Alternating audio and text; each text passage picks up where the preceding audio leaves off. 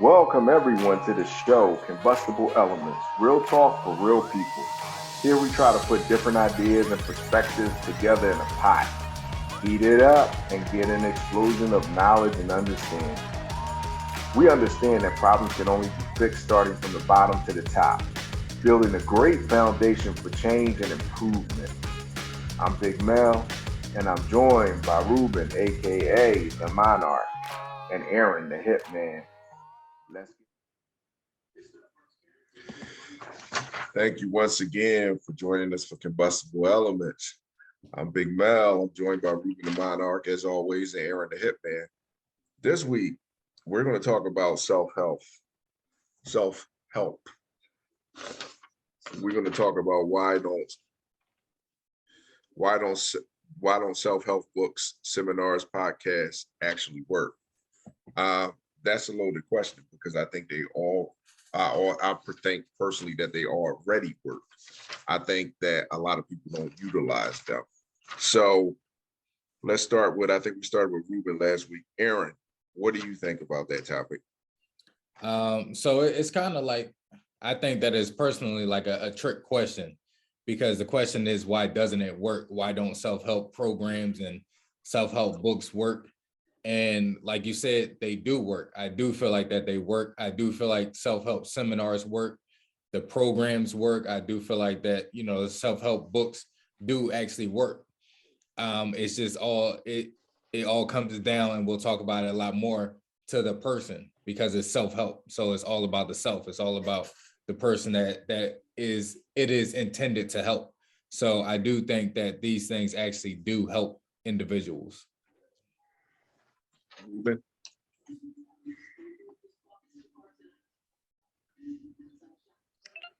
I think they don't help because it comes down to discipline. A lot of times when people go to like conferences, a lot of times when people read self-help books and self-help anything, it's like you're motivated and you got a feeling going on. You're feeling good, you're feeling excited, you're feeling amped up. And then you actually got to do the work. Reality sets in, all the juices stop flowing, and then real life starts to kicking you behind. And then that's when discipline kicks in. And most people don't have discipline. So they don't work. Maybe not necessarily because, the actionable steps in their book or in their program are not valid, but most people don't understand the concept of discipline. And until you start with that, because discipline is what kicks in once, the feelings and motivation and everything else, and, the bravado or whatever motivation that you had goes away. Discipline is what's going to stick. That's what's going to get you through. And most folks don't have that, unfortunately. Okay, so I personally think that they do help. I will agree with both of you guys. You're both saying the same thing, just a different way. You have to be committed to improve yourself for these things to work. And we know sometimes that people don't, but sometimes I'm a sunny side of the person.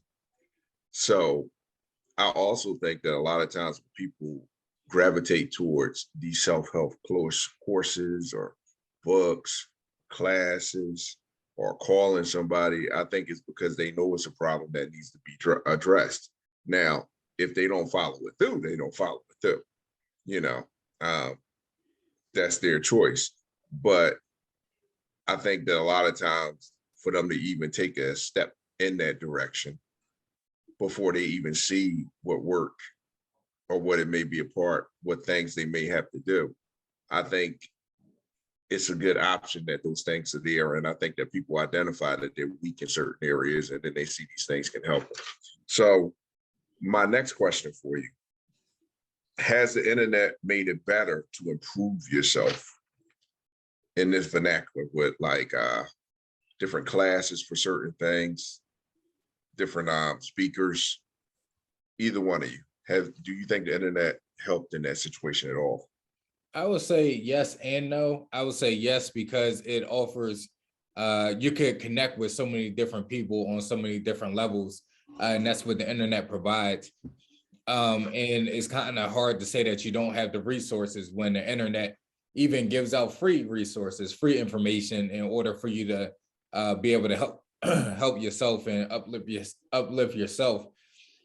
And I'll say no, because there's so many movements on the internet that are like, oh, accept me for who I am. It's okay if you are like a trash person. It's okay for you to look the way that you look and act the way that you act. And then it's like so many movements and so many challenges where, yeah, I mean, this is just who I am. Accept me for who I am, accept me the way that I come, and that's just the end all be all. So yes and no at the same time. Ruben? Now, remind me of the question again. I was so busy laughing about Aaron calling people trash. Has the internet made it better to improve yourself?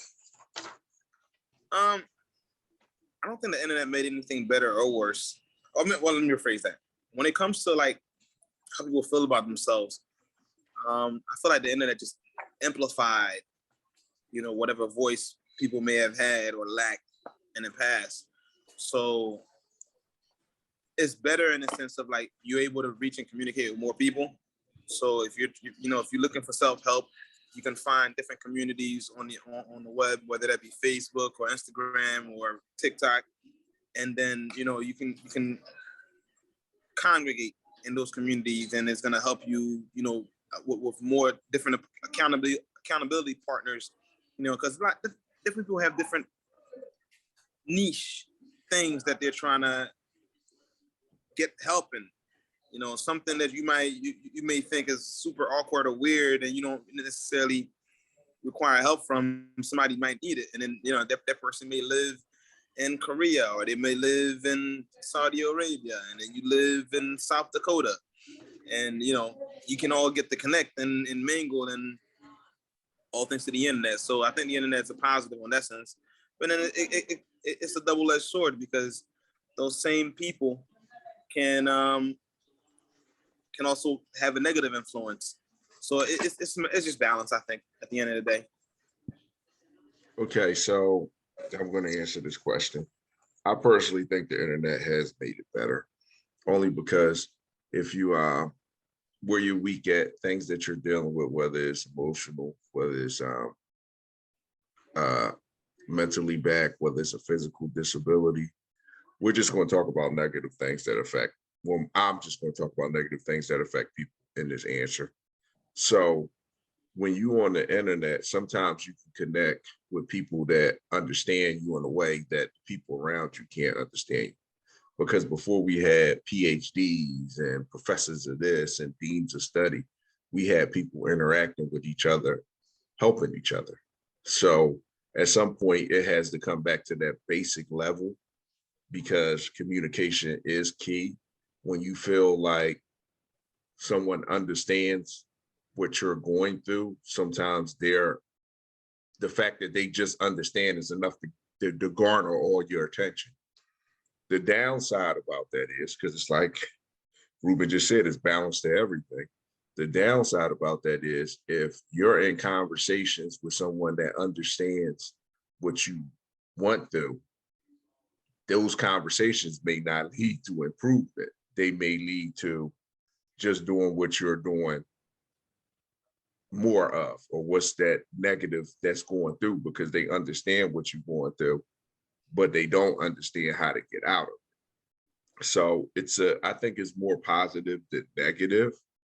But going to the beginning of the conversation where Aaron said some people just trash out here, what he really was saying was some of the information that they put out here is trash, and they may be trash, BS, bullshit, and ass people to put that stuff out there and don't know what they're talking about certain things.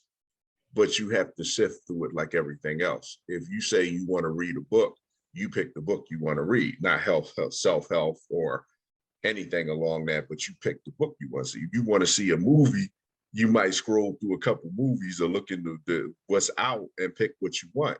So the internet is no different. Things that people need is out there. The ability to get in touch with them is out there. The ability to learn is out there like never before, but the ability to choose it and follow through, well, that's going to be on that person. stuff is out there, but it's going to be on that person. And that's my answer to that. Anybody got a rebuttal before I go to the next question? Well, I just wanted to say when I said trash individuals, I was speaking on not people's professions or the way that they give out information. I meant individuals that look for reasons to justify why they are the way they are, to justify why they don't try to become a better person, a better man, or a better woman.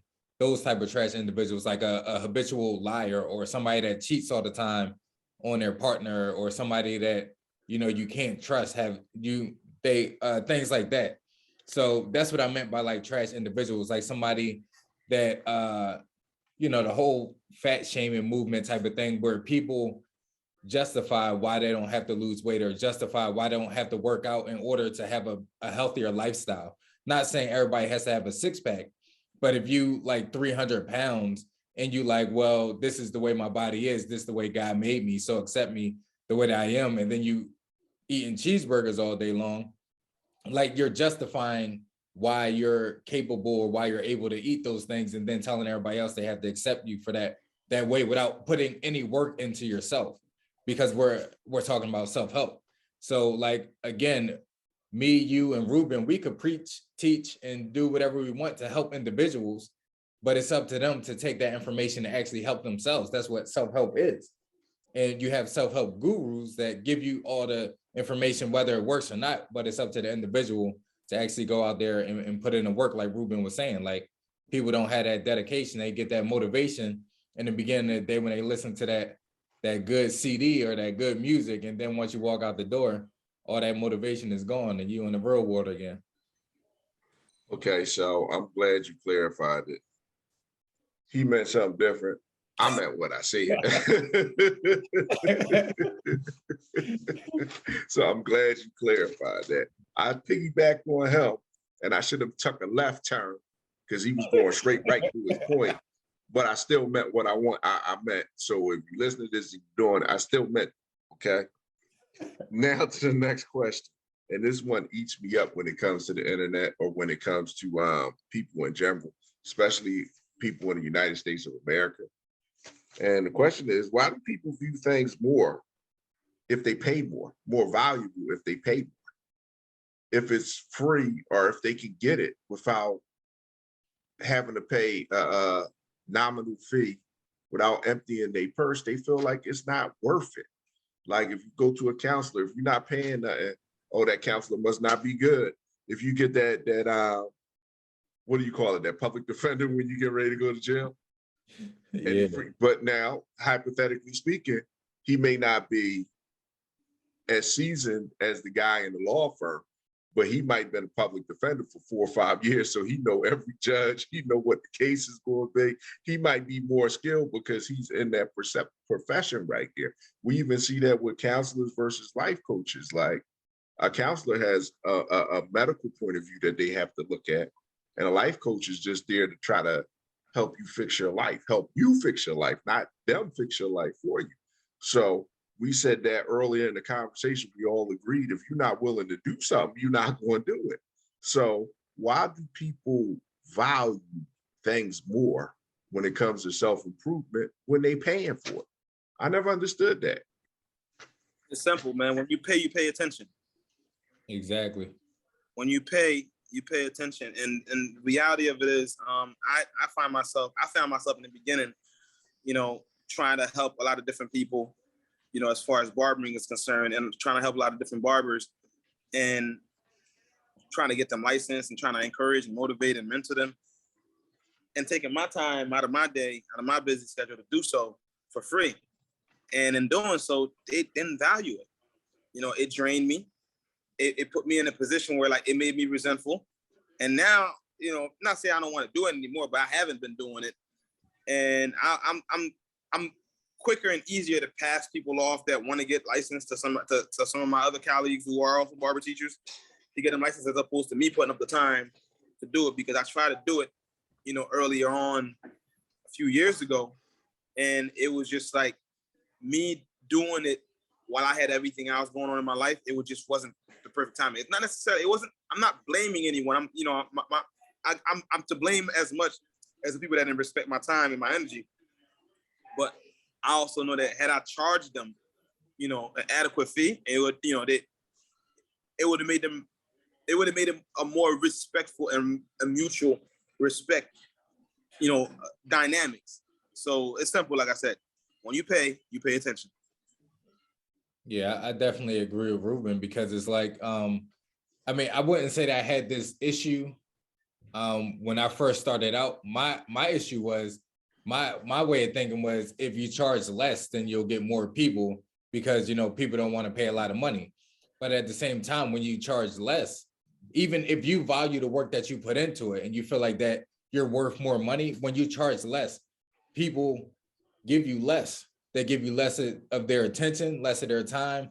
And so say I'm charging $20 a session, and, you know, I tell somebody, you know, this is what we need to work on this week. And then by the time we meet next week, yeah, I mean, come to me with a list of the things that you did, and then we're going to work on it and build it up from there. And, you know, the next week coming, they're like, oh, well, I ain't do it, you know, whatever, it's just $20. But if you pay me $200 every time we meet, and I'm like, you need to have this list, I bet you they had that list probably by midweek, hit me up on my phone like, yo, I got the list. I'm excited to work on this, because they paying more attention, because they're paying more money. And especially if you're getting the value out of what you're paying into, and you have to value yourself as well, because like Ruben said, if he was putting out the time and energy but not charging people, they looking at Ruben like he just a pushover, a walkover.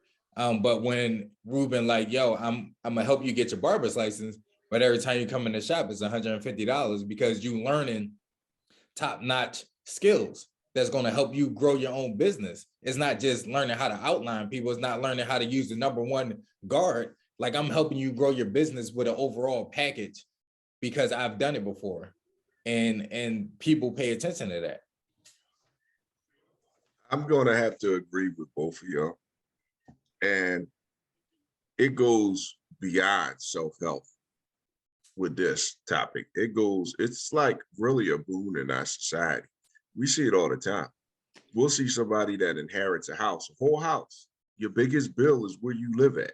That's usually your biggest bill until that house is paid off, that mortgage is paid off. They'll inherit a whole house. They won't clean the house. When the last time you seen somebody clean the steps? They won't sweep outside the house. They don't sit down there and check the house. They don't care about the damn roof. They don't care nothing about the house. However, if they have a car outside and they brought that car is spick and span. It's done been through the car wash every week. The wheels are done. Them tires is done. They making sure that car is running as well as it can run so it can take them somewhere. So I agree with both of y'all wholeheartedly. I'm just giving an example to the listeners so they can understand how serious this topic really is. People that don't put a price tag on something and don't feel like they paid money for it don't even really appreciate it. You know what I mean? Like you got even social and relationship situations where people be like, yo, I put so much money in. Yeah, it's just the way it is. Yeah, I put so much money in, like it's a thing to do. Like it's not like you put it in because you wanted to do it. You did it because you thought it was good investment. If you put a value on it, you assigned a value to it. And I think a lot of people don't take advantages of free services because they put a price tag on stuff and they feel like, hey, if I'm not paying a lot of money for it, I don't really give a shit about it. You know what I mean? But if they paying money for it, not only are they going to do their part, they're going to demand that the person providing the service do their part. And it's so many things to help improve yourself that doesn't have a price tag attached to it. Sometimes I do find that hard to understand, but by that same token, everything that improves yourself has a value. Mm-hmm. And sometimes that value is more. You can't just do it cheap every time. Sometimes if it's long lasting and you need it, you got to open up that wallet. Or better yet, you got to open up that time. And when you sit down there and look at all the things in your life that you don't need, where you waste money, you know what I mean? Like I was thinking when you see it $20 a session, Aaron, was that like a cheesesteak and fries? Hey, you know what I'm saying? And you know it ain't filling From up DoorDash anymore. Like, I'm just missing a cheesesteak this week. I'm cool. Look, I get it next time. You Yeah. know, so I do understand that. And I really don't understand how people don't value things. They don't value the things that they have to pay, they don't have to pay for, as if it's the only option to open up the wallet, and it's not. But sometimes you just got to open up the wallet. So my next question, which I was reading this and trying to think about how I can present it without offending somebody. Well, you know, I don't really care about offending nobody because it's my opinion, and I'll listen to anybody else's opinion and won't be offended because you're entitled to it. So we live in a society where people are so agreeable on unimportant things. Like, people believe what you say to them just because you said it and they know you. And it could be the furthest thing from the truth, and they agree with it, and they may even connect with that like-mindedness. But people don't trust the things that they can help. You know what I mean? Oh, this we're giving out a free session of coaching to help you with your distrust in other people. And then people will be like, oh, that's bullshit. You know what I mean? I don't trust that because it's free. But you'll listen to the same person, another person tell you something about what's going on in the neighborhood, and that's free too. But you value that more than helping yourself. How can we fix that concept? You know what I mean? Why is gossip for what's going on in the world more truthful than trying to improve yourself? Why do you have to distrust a situation that could improve yourself? Well, You guys got any ideas? that's because gossip isn't helping anybody. Gossip is just gossip.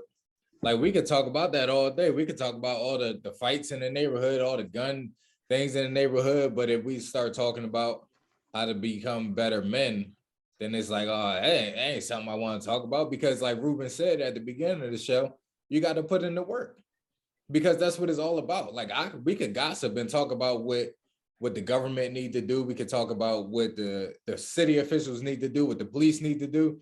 But that's putting all the work on them.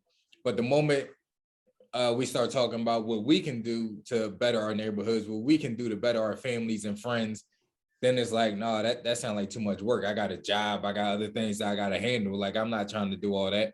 I'm not trying to sit down and actually work on myself. Like, why would I do something like that when I could just sit here and we can have a whole conversation about what other people need to do to better themselves? That's society's biggest problem, if you ask me. You got anything to add to this, Ruth? It's easy to pass the baton, man. Just pass it off, like Aaron just said. You know, like, taking responsibility is not something that a lot of folks like to do, because that means you gotta be accountable. A lot of times we don't want to be held accountable for anything. It's easier not to be accountable for stuff. That's why people lie a lot of times.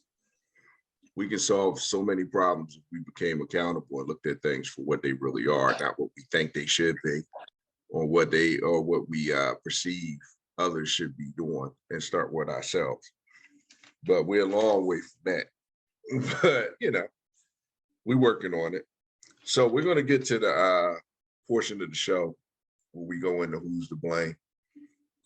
Once again, I had a hard time trying to think of the question for who's to blame, but I did come up with one. So who's to blame that people don't realize there are more practical ways of improving themselves without breaking the bank? And I want to make this point before you answer. Breaking the bank, I mean, is like that guy that goes out and he's only making $10 an hour, but he figures he's going to get that Range Rover and pay it for 7 years. And that's pretty much all he going to do, because that's all he can afford to do. Because improving yourself, the price tag that I put on it and what you put on it, and what Ruben may put on it are totally different things. But I assign a higher value with improving myself, as opposed to,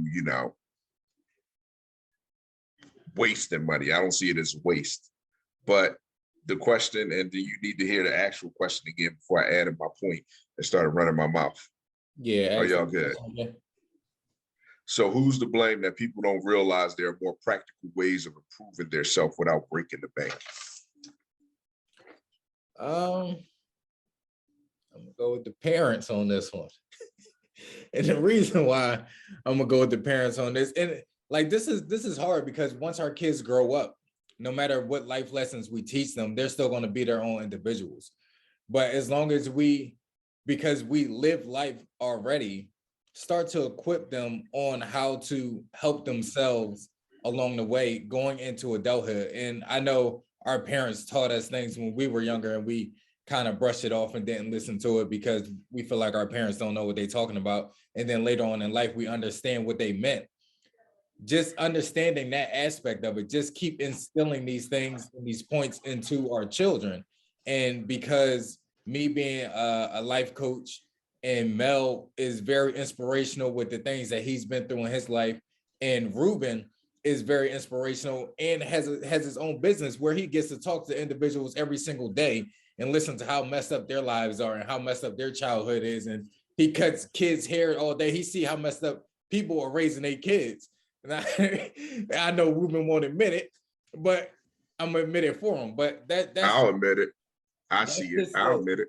That's the reality. But so it starts again in the home where you have to, as an individual, as a parent, we have to start instilling these things in our kids as they grow up. And again, it may not hit home right away when we say the things that we say, but later on in life, it will help them where they won't have to break the bank. And if they do need help later on in life, I'm a life coach, so y'all could just send y'all kids over to me, and I get them straight, self-help all day long. Or over the Mel daughter, she's a life coach as well. But go ahead. That's my answer. I blame the parents. And Ruben? That was a very long-winded. I blame the parents. I mean, like we didn't know where it was going. I blame the individual. I think the parents can only be blamed if you're talking about kids. But right now, self-help for kids are the parents. But I don't think this was about self-help for kids. It's self-help for adults. And as an adult, you blame yourself, and I blame the individuals. It's a matter of taking accountability, having discipline. And no matter what your upbringing was, if you take accountability and you have discipline, you can slowly but surely crawl your way out of whatever hole you found yourself in. What happens a lot of time, we fall into these life situations, which may not be any fault of our own, but then we start trying to find the quick, fast track, easy way out of it.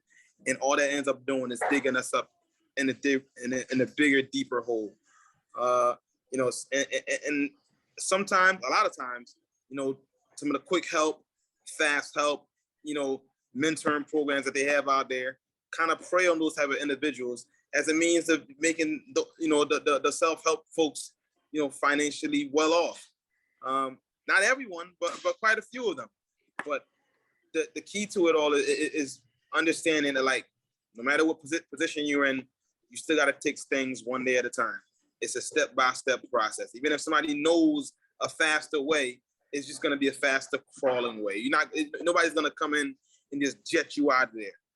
So no matter what it is you're going through, you got to take it one day at a time, call yourself out. And then even, you keep going. Eventually, you're going to look up, you're going to find yourself out of that hole. So it's taking accountability, having discipline, and, stop blaming other people. He said, okay. Mine long-winded. Yeah, well, mine's gonna be a little long-winded too. I'm gonna agree with Ruben. I blame the individual. I just do. If you see that you need help there in certain things, and sometimes you can see you need help. Now, sometimes you don't know you need help, depending on the situation. But a lot of times you can see that there are some situations that you need help, and the situations that you can see that you need help, you should try to get help for. Sometimes they're small, sometimes they're big. Sometimes people are in denial. Sometimes your situation doesn't breed that, or maybe you're just going and going and going, and you don't take time to really think, so you can't identify what the actual problem is. So I blame the individual, because we all need to look at ourselves and reevaluate ourselves every now and again to see that we're on the right course, or to say that we need to stay that course. Now,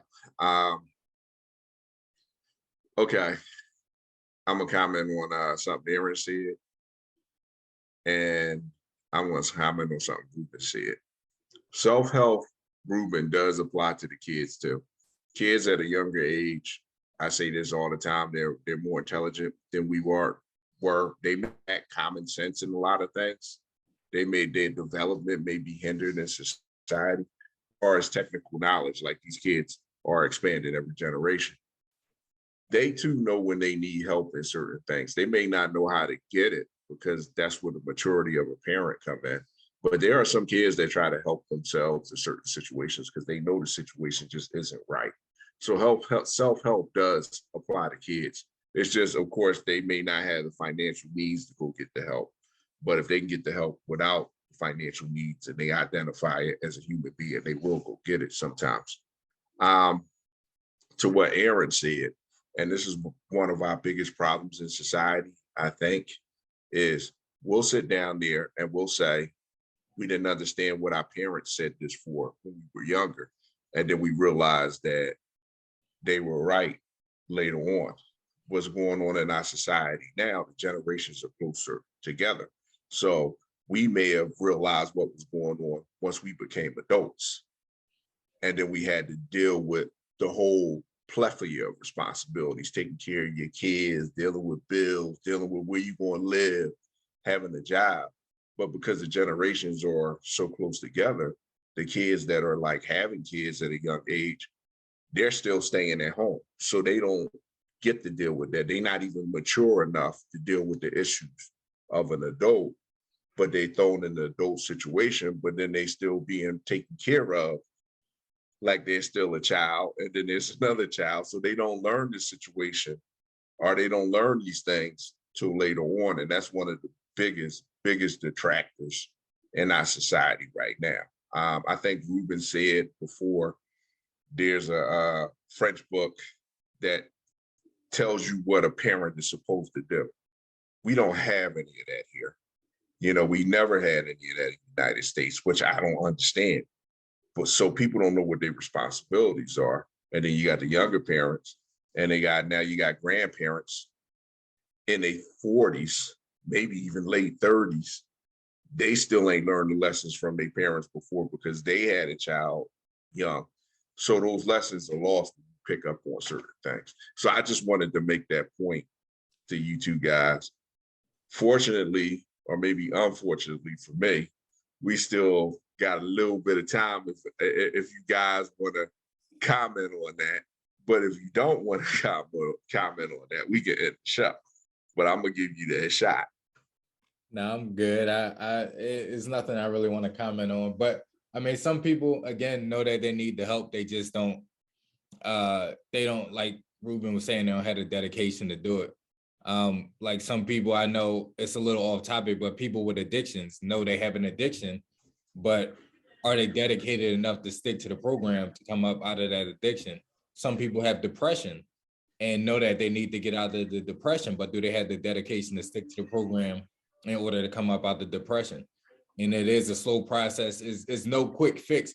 Nobody gets into the hole that they're in fast. So it's impossible to come out of the hole fast. Even though there are programs and people out there that be like, oh, I could in 30 days give me, $12,000 and I could fix your life. And yeah, I mean, it's not really possible because you didn't get in that hole in 30 days. So it's not really that possible to think that you can come out of that hole. And if you do come out of that hole, can you sustain it? Can you diligently and have that dedication to keep on the path that you on for the rest of your life, not just the 30 days that you're in the program? Okay, so we get ready to end the show, but I do want to mention that, when you see on TV and they say everything after but, everything before but don't matter, because he said, I ain't got nothing to say But Hey, I was and then looking he at went, the time. I looked up at the time. I was like, I'm good on time, so I'm gonna just keep yeah. talking. So and he said, "What?" And then he went into it. So that But I am clock, going. Yeah, I'm a comment. I'm a comment on that, and then I'm gonna end the show. yeah, that's with the Kanye. I'm gonna let you finish, but before I But go, yeah. I'm on that stuff now. Stuff where I ain't on Twitter going crazy. But what you said was true about addiction, but I'm just going to say like the depression and anxiety stuff is totally different. It changes the brain composition, but you already know that. But you got to work harder. But it does change that, so it's different. And the addictions, the person that's addicted to fentanyl, as opposed to like alcohol, it's like totally different things. This is a synthetic drug that was made to reproduce in your body in a certain way, so you be more addicted to it, 100 times more addicted to it than you would crack or heroin or something. So it's like, it's made for you to be a lifetime addict. So therefore it's made for you to have a harder time getting off. So that's just the distinction I wanted to make to the tip. I want to thank everybody for joining us for Combustible Elements. We're out here. I did warn you I was going to end the show and not let you answer. I see you laughing. We're out here. We're on social media. We're on Facebook, Instagram. If you have a question, if you have a comment, if you want to come on, if it's something you want to talk about, please come on and like, subscribe, follow us. Tell us what's on your mind. We getting people following us, say, hey, we love the show. We love what you were saying about this. No, I want to talk to you. I want you to tell me what's going on in your life so we can try to come up with a solution for others and for yourself. Because we can only solve a problem by talking. Communication is key. We still building that house. We didn't come off the basement floor. We just putting in that side wall right now. We got to put in the basement, then first floor, then second floor, then the attic. So we still in the basement. Then we got to paint the joint. So we need you to join us so we can build this house and then we can fix a lot of our problems. Thank you for joining us on Combustible Elements. I'm Big Mel. I'm joined by Ruben the Monarch and Aaron the Hitman, who's cracking up at the top of the screen. Peace out, everybody.